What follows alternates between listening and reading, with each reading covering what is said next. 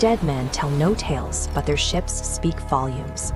Welcome to the Cursed Compass, where we explore the darkest maritime mysteries. Imagine standing on a Rhode Island beach, watching a massive merchant brig glide towards the shore, steered by an unseen hand. In the fall of 1750, a merchant ship known as the Seabird grounded itself right here, at Easton's Beach in Newport. It didn't crash, it sailed in smoothly, under its own power, fully rigged. The hull was intact, and the cargo hold was completely undisturbed. But when locals boarded the vessel, there wasn't a single human being on it. The crew had vanished. Instead, they found a dog sitting quietly on the deck, a cat in the cabin, and coffee still boiling on the galley stove. When faced with an impossible data void like this, human cognition violently rejects it. We treat undocumented factual gaps as historical plot holes. To restore narrative order, we reflexively fill those holes with ghosts, myths, and supernatural abduction. We are performing a forensic deconstruction of the texts that built this specific myth. Oral tradition is notoriously unreliable. Written texts, however, accumulate slowly, leaving a hard, trackable trail of accretion over a 200-year period. The core investigative problem here is that 0 primary documents survive from the day the ship grounded. There are no original port manifests or captain's logs from 1750. To understand how this legend was constructed, we have to borrow dating methods from archaeology, applying them to secondary historical records to build an airtight timeline of evidence. When your primary sources are gone, figuring out exactly when a historical event occurred requires you to set hard boundaries around the missing data. This timeline visualizes an archaeological concept called terminus post quem, the earliest possible date an event could have happened. We can set that left boundary using property records. We know a Newport merchant named Isaac Steele owned the Seabird, and we know that after it washed ashore, it was salvaged and sold to another prominent merchant, Henry Collins, the absolute latest date the event could have taken place. We find that in military records. During the British occupation of Newport in 1776, the salvaged ship, now operating under the name Beachbird, was captured and converted into an armed galley. That closes our window. The ship had to arrive empty before 1776. This strict bracketing does real work. It completely invalidates later folklore that claims the ghost ship drifted into Newport in 1850 or 1880. By anchoring a ghost story to dry property and military logs, we strip away decades of chronological distortion and confine the myth to a strict, factual timeframe. With the timeline locked, we can look at how the myth itself evolved. This grid represents a textual accretion matrix.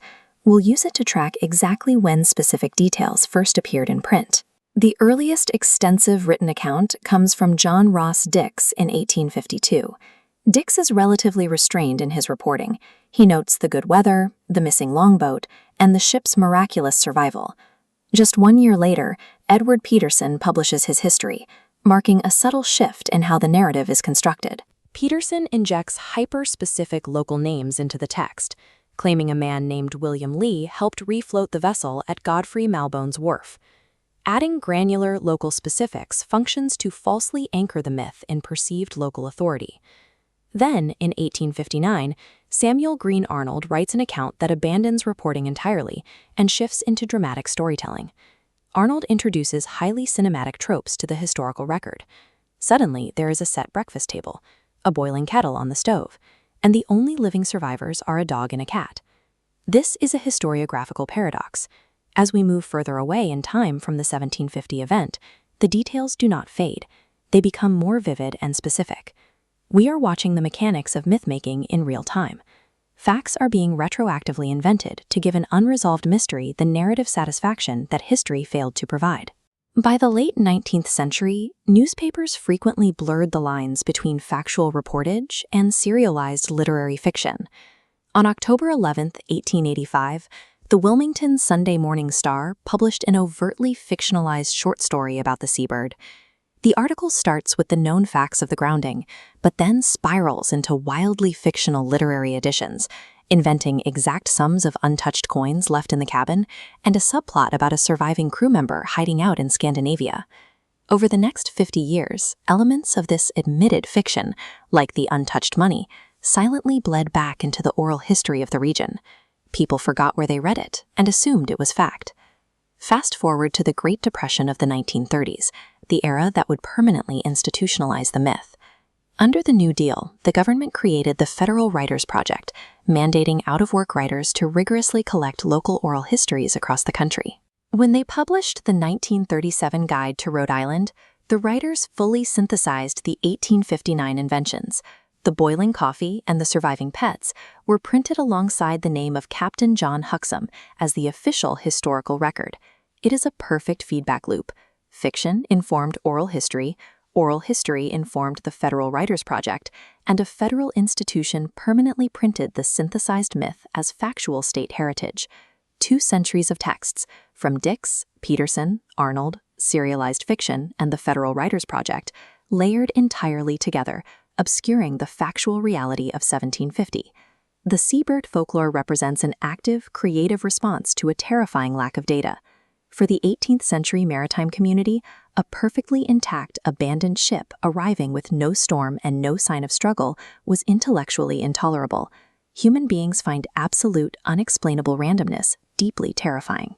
We eagerly invent supernatural explanations, because even a ghost story has rules and structure, whereas reality sometimes has none. Beneath the layers of myth, there is only an absolute void, the complete absence of human presence. The seabird survives in our collective memory, not because of what actually happened on the water, but because of what we needed to invent on land to make sense of it.